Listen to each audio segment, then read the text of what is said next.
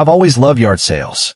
There's something thrilling about rummaging through forgotten things, finding treasures buried beneath years of dust and neglect. Every Saturday, I drive around small towns, looking for those cardboard signs with bright red arrows. But after what happened over the last year, I don't stop anymore. I can't, because I learned something horrible. Some things for sale were never meant to be bought. These are the 4 yard sales that changed everything. It was late spring when I found it. An antique doll locked inside a small glass display box. The seller was an elderly woman with trembling hands and tired eyes. Her house looked abandoned except for the folding table of trinkets on the lawn. "How much for the doll?" I asked. She hesitated, glancing toward the glass case. "It's not for children," she whispered. $20, if you promise to keep it locked." It was beautiful. Porcelain skin, crimson lips, eyes that seemed too alive. I bought it and placed it on my shelf that night, still in its glass prison. Around 2 a.m., I woke to faint tapping. I thought it was rain, but when I turned on the light, the doll's glass door was open, and she was facing my bed. The next morning, I locked it again. That night, tapping again, only louder. The next day, I duct taped the case shut. But when I came home from work, the glass was shattered from inside. I threw the doll in the trash.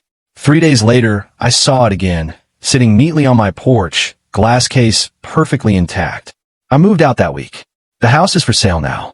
I sometimes check online listings to make sure no one else buys it. But in every new photo the realtor posts, the doll is always there, sitting on the windowsill, watching. The second yard sale was held by a young man who said he was selling his grandmother's old things. He smiled as I picked up a dusty black typewriter. "That one still works," he said proudly. "She used to write horror stories on it. I've always been a writer at heart, so I bought it." When I brought it home and pressed the first key, it jammed, but not before typing a single word, "help." I laughed nervously, thinking maybe the mechanism got stuck. But the next word it typed, without me touching a thing, was trapped. I unplugged it, certain it was some kind of battery-powered prank. But the thing wasn't even electric. That night, I woke to the sound of clacking keys from my desk. My room was dark except for the faint orange glow of my nightlight. The typewriter was typing by itself, a full paragraph this time. I slowly approached and read the words. "She took my hands. She took my tongue. She writes through me now." The next morning, I tried throwing it away. But when I came home, it was sitting on my dining table again, a new sheet of paper in it, blank except for one line. "You shouldn't have stopped writing. That was 6 months ago." Sometimes when I'm asleep, I still hear the keys clacking. And when I wake up, there's always a new story waiting on the desk, signed with my name. By the third yard sale, I should have learned. But curiosity is its own curse. This one was in a crumbling house at the edge of town. The owner, a middle-aged man with hollow cheeks, told me everything had to go. What caught my eye was a tall, antique mirror with a silver frame shaped like vines. It was beautiful, the kind of thing you'd see in an old Victorian mansion. I asked for the price. He looked relieved. "Take it," he said. "Just take it." That should have been my warning. The mirror looked normal during the day, but at night, my reflection started moving slower than me, like it lagged behind. The delay grew worse every night. Then, one evening, my reflection smiled when I didn't. I covered the mirror with a sheet, but the next morning, the sheet was gone.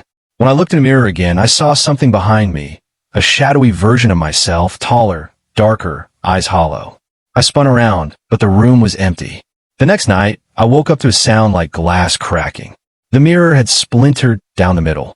From within the crack, I saw movement, a hand pressing out from the inside.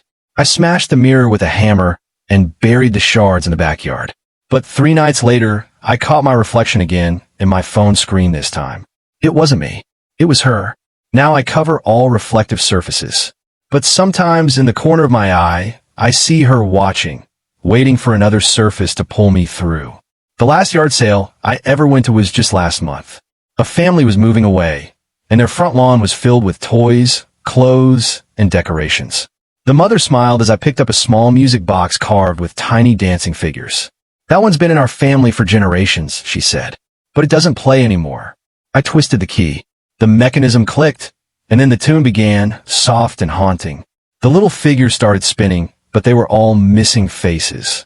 That night, I put the music box on my dresser and fell asleep to the faint melody. At around 3 a.m., I woke to the same tune playing again, but slower, distorted. I sat up and saw the figures spinning on their own. The next morning, I noticed tiny footprints on my dresser, like ash or soot. Each night after that, the tune would play by itself, and every morning, the prints multiplied, spreading across my room, to my door, to my bed. One night, I finally threw it in the fireplace.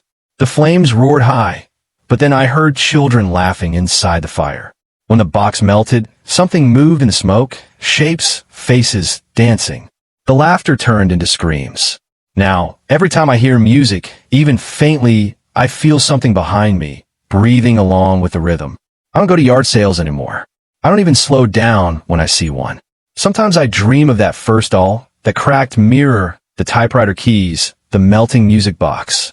And sometimes, when I wake up in the dark, I can hear all four sounds at once. The tapping, the typing, the cracking glass, and the haunting lullaby, all whispering the same words. Now I keep my doors locked, windows sealed, and lights on. But deep down, I know it's too late. I didn't just buy things. I bought stories, and they're still being written through me.